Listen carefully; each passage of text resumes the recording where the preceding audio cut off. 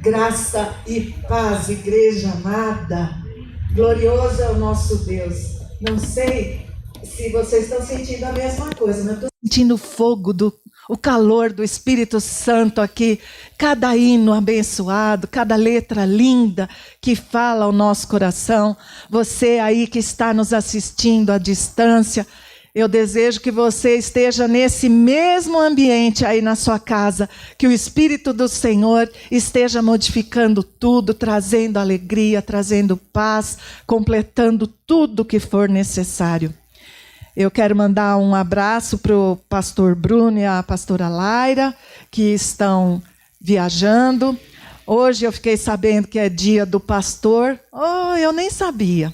Mas a todos os pastores, se houver algum nos assistindo, aos que estão presentes aqui, que o Senhor abençoe a todos nós, que Ele nos chamou para esse propósito. Amém?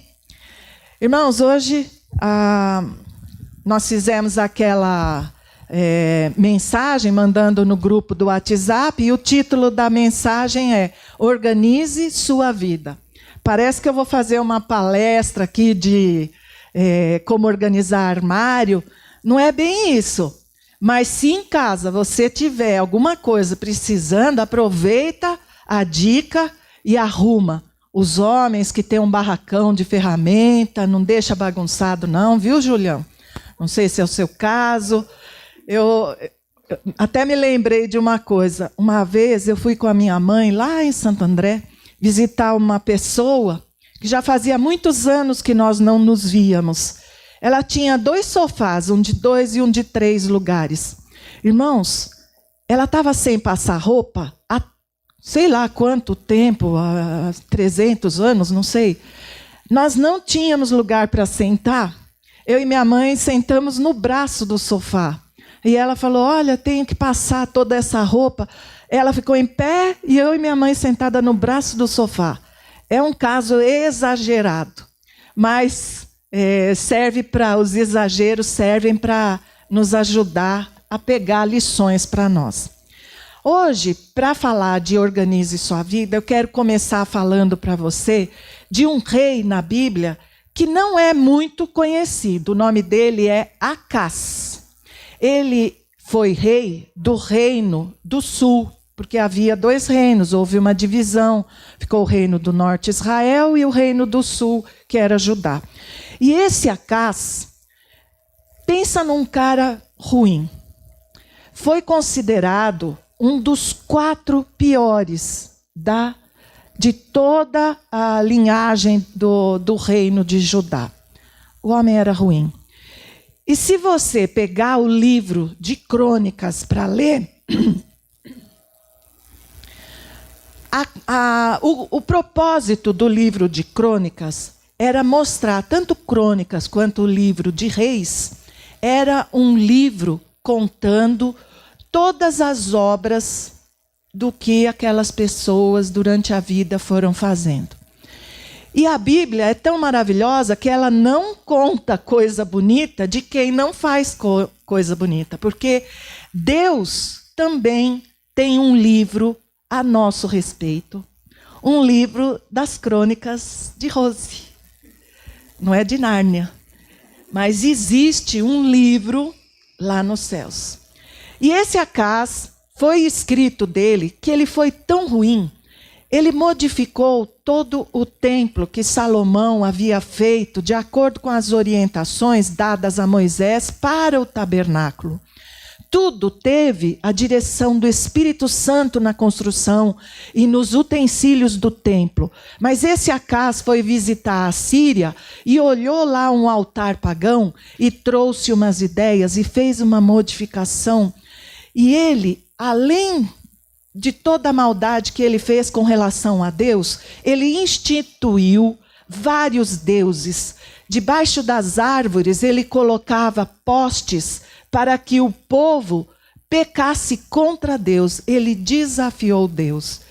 E para agradar as divindades que ele trazia de outras nações, ele chegou a oferecer filhos. A Bíblia não fala se foram 2, 3, mas ele ofereceu pelo menos 2, se é plural, pelo menos 2 filhos a Moloque, que era o deus que pedia, que não era Deus, né? Que pedia sacrifício de crianças. Esse homem foi tão ruim que ele não foi enterrado no túmulo onde todos os reis eram enterrados. Ele foi enterrado num lugar à parte. Aí eu te pergunto, será que um filho sobrevivente de um camarada dessa estirpe, será que pode vir coisa boa? Nesse caso, veio. Ele teve um dos filhos que seguiu depois dele como rei, que foi o rei Ezequias. Pensa num cara bom. As crônicas lá estão todas falando. Ele tirou tudo de errado que o pai dele tinha feito. Ele chegou com um propósito diante de Deus e ele orou com tanta sinceridade para Deus que Deus chamou a atenção dos céus aquela oração e Deus começou a abençoar. Tudo que esse moço fazia, Deus abençoava. Ele, antes, por causa do pai, eles pagavam tributo à Assíria. Muito corajosamente, mesmo sem ter nenhum exército, na força do Senhor, ele ousou falar: não vamos mais ser vassalos da Assíria. Nós não vamos, porque Deus está do nosso lado. E o rei da Síria, indignado, mandou um exército contra eles, cercaram toda a cidade onde o rei estava, Jerusalém, fizeram muitos desafios, lançaram impropérios contra Deus, blasfemaram contra Deus. O discurso, se você for ler, é terrível o que eles falaram contra Deus. Mas porque Ezequias se colocou debaixo da mão de Deus, Deus enviou, sabe quantos anjos? Um anjo. O exército era de 185 mil homens. E esse anjo feriu alguns. Os mais valentes tentaram lutar com o anjo. Foram mortos. Os covardes fugiram. Aí eles se salvaram. Os covardes chegaram lá e falaram: não, ele não tem exército, mas tem um anjo que apareceu e lutou por eles. Porque a mão de Deus era com Ezequias para tudo que ele fazia. Só até aqui a gente já pode tirar uma lição. A nossa sina não está traçada porque a nossa infância foi uma infância sem a graça de Deus. Muitas pessoas passaram por absurdos quando crianças. Você está me entendendo? Mas isso não está traçando o seu futuro. Se você que nos assiste conhece alguém, não é porque o pai bebia que o filho é obrigado a beber. Por causa de Deus. No caso de Ezequias, muito provavelmente foi a mãe dele, que era filha de sacerdote, que não deixou que o seu filho fosse criado nos padrões do rei Acás. Mas ela instruiu o menino de acordo com a escritura que ela conhecia. E assim, Ezequias foi um homem muito íntegro diante de Deus. Até que logo depois dessa batalha que o anjo veio e lutou por eles, infelizmente, o coração dele se exaltou. Ele pensou: nossa, que cara bom que eu sou. Tudo que eu faço dá certo. Deus abençoa tudo que eu ponho a mão. E aí a Bíblia fala que o coração dele se exaltou. Todos nós estamos sujeitos a isso. A Bíblia fala: quem está de pé, cuidado para não cair. E ele ficou doente. Não sabemos se foi porque ele se exaltou, mas ele ficou doente. E o profeta Isaías, esse que a gente conhece, ele viveu nos tempos de Acás e viveu também nos tempos de Ezequias. Deus manda o Isaías lá e manda uma mensagem para ele. Isaías chega e fala assim: o Ezequias, o rei, o Senhor está te mandando dizer, você vai morrer. Você vai... essa enfermidade que você tem era uma ferida que apareceu, que não sarava. Você vai morrer. E ele, como era um homem que cresceu, que aprendeu a orar, ele virou na cama, para o lado da parede, chorou, se arrependeu e pediu e falou: Senhor, tudo que eu já fiz, é tão cedo para eu ir, porque ele era muito novo nessa época. Senhor, atende a minha oração, não me deixa morrer. E ele foi falando: quanta coisa eu fiz, Senhor. Eu restaurei o templo, eu procurei fazer a tua vontade. Atende a minha oração. Ele apresentou várias razões.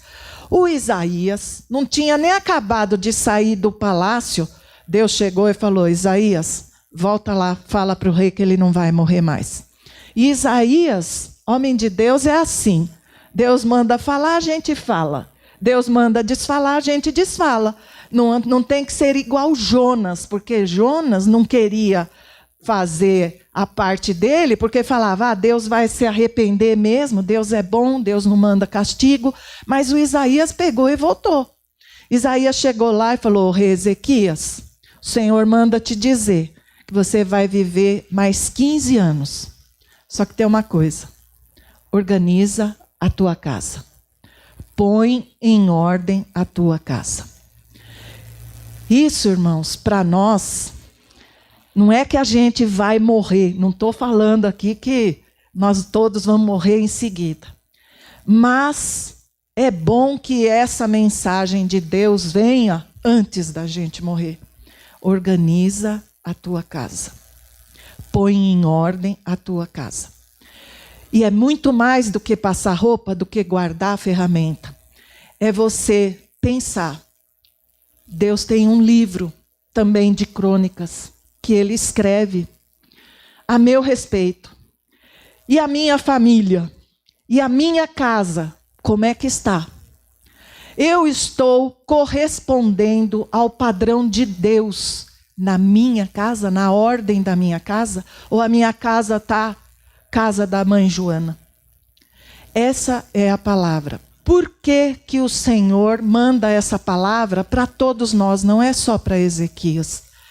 Porque ele precisa do nosso compromisso para organizarmos a nossa vida debaixo do padrão de Deus. Não é porque nós estamos num mundo que pertence a Satanás, que é o príncipe deste mundo, que nós estamos fadados a ser como ele é. Não, nós somos sal da terra, nós somos luz do mundo.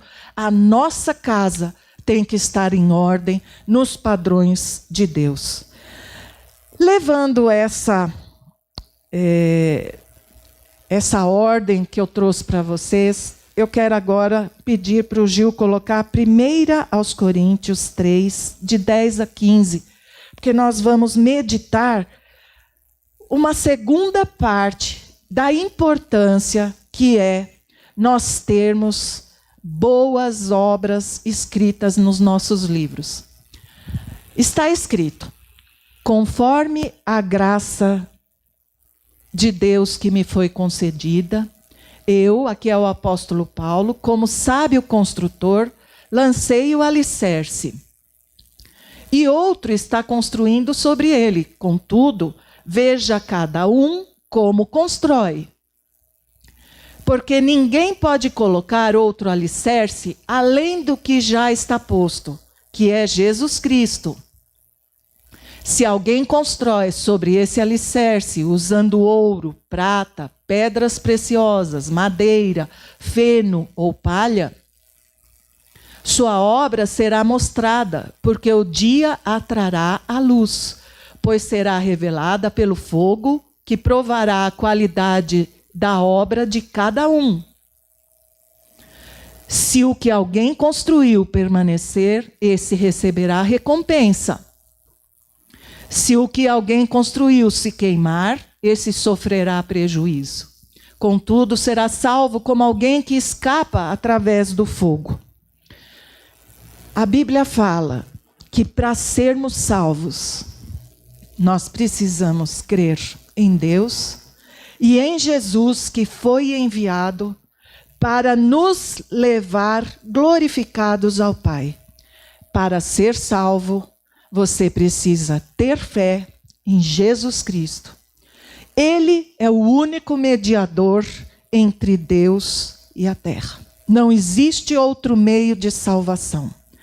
A pessoa pode, no leito de morte, ela pode ter sido um rei Acás a vida toda, mas no leito de morte, essa pessoa se arrepende, pede perdão a Deus pelos seus pecados e pede para Jesus Cristo que Ele seja o salvador da alma dela, essa pessoa estará salva. Como o ladrão da cruz. Porém, Paulo está nos exortando, para nós que já somos salvos, as obras acompanham em consequência da vida salva que nós temos. Ninguém é salvo pelas boas obras. Ninguém. A Bíblia deixa claro isso. Mas as boas obras são necessárias para aquele que tem fé. Porque a fé precisa que a pessoa demonstre através das obras. E esse texto que nós lemos, Paulo vai... em vários textos que nós vamos ler, nós vamos entender o seguinte. Eu vou usar um exemplo para explicar para vocês. Cada um de nós está construindo uma maquete. Você sabe o que é uma maquete? Aquelas casinhas, edifícios em miniatura. Então, cada um tem a sua maquete. Para começar a construir esse edifício, todos nós recebemos o mesmo fundamento, que é o fundamento da fé em Jesus Cristo. Com as nossas obras, nós vamos colocando tijolo, fazendo janela, colocando porta. Tem gente que coloca um parapeito, tem gente que coloca uma luz solar, tem gente que faz uma construção, você olha aquela maquete, você fala que coisa linda. Só que, como muito bem a Gabi falou no começo do culto, Deus está olhando para a nossa maquete. E Ele olhou para a maquete da viúva, aquela viúva pobre, que só tinha 2 moedinhas, que deu tudo. E Ele falou, meu Deus, que maquete, que edifício que essa mulher tem. Ele olhou para Abel e falou, Pai, como esse Abel sabe ofertar, olha o coração dele. E ele conhece o coração, como está escrito lá em Samuel. Não julga pela aparência, porque Deus não julga pela aparência. Então, essa maquete que nós estamos construindo, lá em Coríntios vai falar que tem 6 materiais para construir. Ouro, prata, pedras preciosas, madeira, feno e palha. E nós, irmãos, logo após o arrebatamento da igreja, quando nós estivermos, os mortos serão ressuscitados, o corpo de cada um que morreu em Cristo será ressuscitado primeiro. Nós, os que ficarmos vivos, eu acredito que eu vou estar entre os vivos, nós vamos ser levados aos ares para encontrar com Cristo. Cristo não vai pisar na terra nessa primeira aparição, que é o arrebatamento. Quando Ele levar a igreja para lá, Ele vai instituir o tribunal de Cristo. E aí, só sobe quem é salvo. Só vai no arrebatamento o salvo.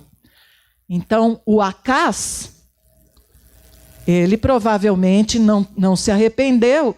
Acás é um homem que não vai ressuscitar e que só depois do milênio é que vai ter o juízo do trono branco. é outra coisa. A igreja, estando arrebatada lá nos céus, vai passar pelo tribunal de Cristo. E para a gente entender, nós vamos chegar todos com as nossas maquetes lá. Cada um segurando. Tem gente que vai segurar um edifício enorme. Tem gente que vai segurar uma maquete bem pequenininha. Só que a palavra de Deus fala que vai ter um critério, um crivo lá nos céus. E que vai ser pelo fogo. A maquete que estiver com ouro, prata e pedras preciosas, se tiver palha, madeira e feno no meio, o que é madeira, feno e palha vai se queimar. Mas o que é ouro, prata e pedras preciosas, esse vai se manter. Então eu estou lá com a minha maquete orgulhosa, só que provavelmente o Senhor vai olhar e vai falar: filha, tem muita madeira aqui e o fogo vai queimar. Mas algumas pessoas podem pensar: o importante é ser salvo. Realmente, mais importante do que tudo é ser salvo. Mas, irmãos, nós vamos ver em vários textos que a vontade do Senhor é que nós façamos como aquela viúva, como Abel, que a gente construa o nosso edifício, principalmente com ouro, prata e pedras preciosas. Da onde que o apóstolo Paulo tirou esses ensinamentos? Naquela época, no primeiro século, era muito comum ter maratonas, corridas. E todas as pessoas que conseguiam chegar até o fim da corrida, havia um palanquezinho, uma plataforma que era ocupada pela autoridade principal, ou às vezes duas autoridades principais, aí era de cada caso. As autoridades ficavam no palanque, havia gente que ficava olhando para ver se todos corriam dentro da legalidade, se não faziam alguma coisa errada, não empurravam um companheiro, colocavam o pé para o adversário cair. Então, aqueles que passavam na prova, eles se apresentavam diante desse palanque, que em grego se chama bemá. É muito comum a gente ver pregadores falando bemá de Cristo, o tribunal de Cristo, a plataforma de Cristo. Todos os que ficavam lá, eles eram vencedores, assim como nós. Todos nós somos mais do que vencedores por causa de Cristo Jesus. Só que eles tinham uma forma de premiar. Não sei se era o primeiro, o segundo, o terceiro ou os primeiros 5. Cada corrida tinha o seu critério. E quem ganhava, quem era contemplado pelos primeiros lugares, ganhava uma coroa de louros, que em grego se fala coroa de Stéfanos. Olha que nome bonito. Uma coroa de Stéfanos. E da mesma forma, o apóstolo Paulo está usando essa linguagem para que nós entendamos como que vai ser quando nós estivermos diante do tribunal de Cristo com as nossas maquetes. Nós vamos querer apresentar para o Senhor alguma coisa. E para o critério de Deus, ele vai falar: puxa, pastor Luiz, aquela vez que você cantou para mim, lá no seu quarto, aquilo você construiu um cômodo todo de ouro. Ele vai chegar para o pastor Michel e vai falar: pastor Michel, aquele ensaio que você fez e que você deu aquela palavra que estimulou tanto aquele grupo de louvor, aquilo lá foi pedra preciosa que você acrescentou na sua construção. Mas vai ter gente que vai falar: oba, agora vai ser minha vez. E o Senhor vai falar: você enterrou o seu talento. Eu te dei algo para você fazer.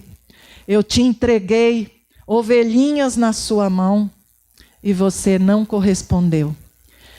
Irmãos, não vai ser pecado que vai ser julgado lá, porque os pecados já foram todos lançados no mar e o Senhor não se lembra mais dos nossos pecados, mas serão as obras que a gente faz para o Senhor. Eu coloco como alvo na minha vida, se eu tenho que fazer uma coisa, principalmente se a coisa é difícil, eu falo, Senhor, eu quero pensar que eu estou fazendo isso para o Senhor, porque eu não quero chegar lá e só apresentar um edifício de feno, de palha e de madeira. A madeira ainda dura um pouquinho no fogo, mas o feno e a palha apagam. Por isso que há pessoas que vão falar, isso no julgamento do trono branco, mas eu falei em línguas, eu profetizei, porque Deus enxerga de outra maneira. Deus enxerga a intenção. Como é que eu me comportei? Como é que eu corri? Porque Paulo falava, eu prossigo para o alvo, eu deixo as coisas que para trás ficam, prossigo para o alvo, que é Cristo, pela eterna vocação soberana de Deus.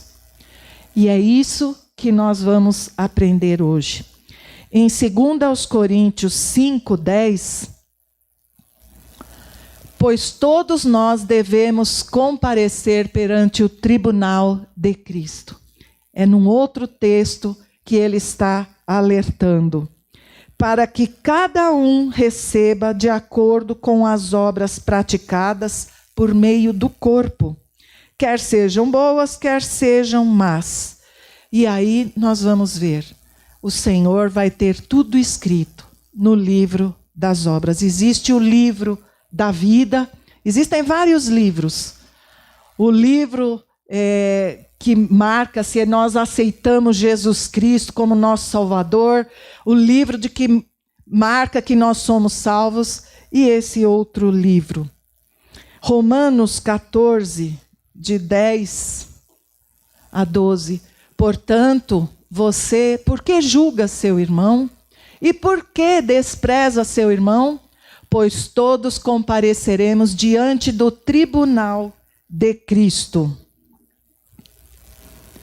Porque está escrito, por mim mesmo jurei, diz o Senhor, diante de mim todo joelho se dobrará e toda língua confessará que eu sou o Senhor.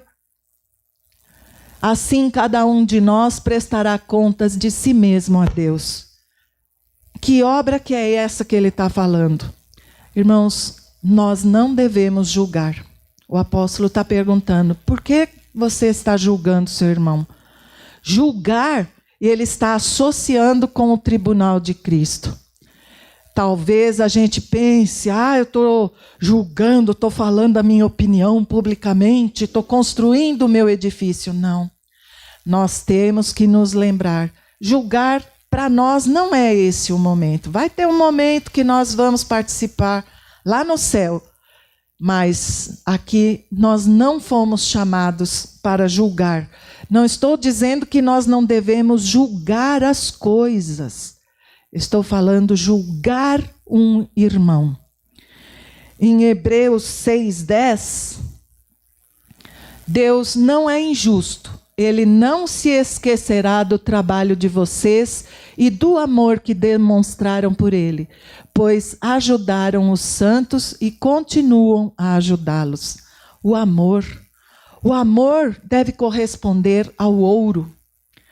Quantas vezes nós temos oportunidade de tratar alguém, principalmente os domésticos da nossa casa, com amor? Fazendo isso, obedecendo a esse mandamento, nós estamos contribuindo, estamos levantando uma edificação. Mateus 10. Quem recebe vocês, recebe a mim. E quem me recebe, recebe aquele que me enviou.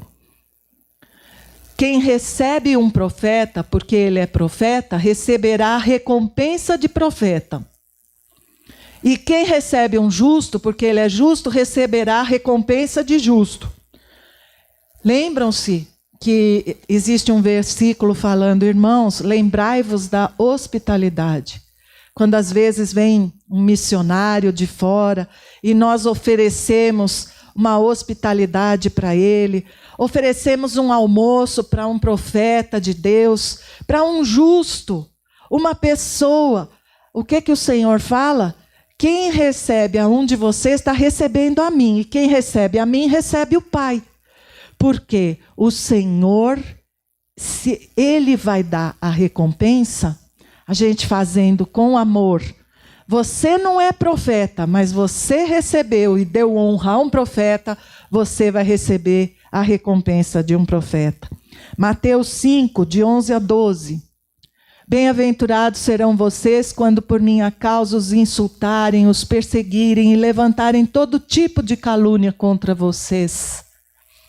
Alegrem-se, regozijem-se, porque grande é a sua recompensa nos céus, pois da mesma forma perseguiram os profetas que viveram antes de vocês. Não é fácil ser perseguido. O máximo que eu obtive foi que eu fui tratada como idiota, porque eu cria na Bíblia. Mas aquilo me deu uma alegria tão grande, foi só uma vez, porque eu queria mais. Porque eu queria sofrer para o Senhor. Ele vai recompensar aqueles que sofreram por causa dele. Por isso que aqueles mártires da grande tribulação vão receber um galardão totalmente diferente.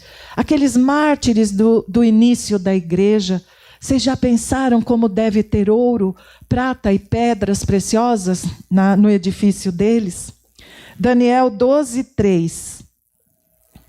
Aqueles que são sábios reluzirão como o fulgor do céu, e aqueles que conduzem muitos à justiça serão como as estrelas, para todo o sempre. Pregue o evangelho. Fale do amor de Deus para alguém. Você vai reluzir como as estrelas do céu. Essa é a palavra.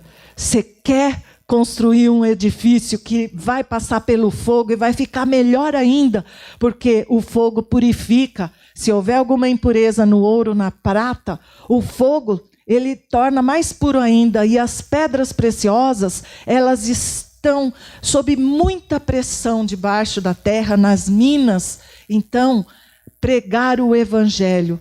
E se a pessoa aceitar Jesus, a sua coroa não vai ser de estéfano, de louro, mas vai ser uma coroa totalmente diferente. O que a gente pode pegar para nós não sermos pegos sem nada? Hebreus 10, 25. A Bíblia fala para nós não deixarmos de nos reunir como igreja. Irmãos, todos esses textos aqui vão falar até que o Senhor venha. O Senhor está fazendo um paralelo. Ele está vindo. Não deixe de congregar. Em 1 Coríntios 11, 26, que a gente já sabe de cor, que fala da ceia, não deixe de tomar a ceia. A ceia é importantíssima. Lá está escrito, façam isso até que ele venha. Em 1 Tessalonicenses 3, de 12 a 13, também vai falar que o Senhor faça crescer e transbordar o amor que vocês têm uns para com os outros, a exemplo de nosso amor por vocês. Que Ele fortaleça os seus corações para serem irrepreensíveis em santidade diante de nosso Deus e Pai, na vinda de nosso Senhor Jesus com todos os seus santos. Santidade e amor. Tiago 5, 8 vai falar da paciência. Até que o Senhor venha, nós precisamos aprender a ser pacientes. Em 1 João 3, 2 e 3, nós temos que ser semelhantes e cheios de esperança, porque a esperança purifica-nos, assim como o Senhor Jesus é puro. Ainda que pareça que está distante, tenha a esperança da volta do Senhor. 1 Coríntios 4, 5. Não julguem nada antes da devida hora. Esperem até que o Senhor venha. Ele trará à luz o que está oculto nas trevas e manifestará as intenções dos corações. Nessa ocasião, cada um receberá de Deus a sua aprovação. Em 1 Pedro 5:2, vai falar daqueles que pastoreiam as ovelhas do Senhor, porque o Senhor tem um rebanho. Pastoreiem o rebanho de Deus que está aos seus cuidados. Olhem por ele, não por obrigação, mas de livre vontade, como Deus quer. Não façam isso por ganância, mas com o desejo de servir. Não hajam como dominadores dos que lhe foram confiados, mas como exemplos para o rebanho. Quando se manifestar o Supremo Pastor, vocês receberão a imperecível coroa de glória. Você, pai, você, mãe, você responsável, esse é um rebanho que Deus te colocou. A nós, pastores, nós temos um alerta de Deus, que isso é para nós. Nós precisamos ser fiéis a Deus no cuidar do rebanho dele. E por último, Apocalipse 22:12, o Senhor falando: eis que venho em breve. A minha recompensa está comigo, e eu retribuirei a cada um de acordo com o que fez. Que você medite nessa palavra e que você, a partir de agora, seja norteado pelo amor, pela paciência, pela misericórdia, pela esperança, tudo aquilo que traz algum sentido de acordo com esta santa palavra, seja isto que nos conduza para a vida eterna, porque o Senhor volta logo e nós queremos nos apresentar diante dele com os nossos feixes cheios de bons frutos, não folhudos, igual o pastor Daniel falou aqui, cheios de aparência, mas com os frutos que o Senhor nos permitir trazer a esta vida. Amém?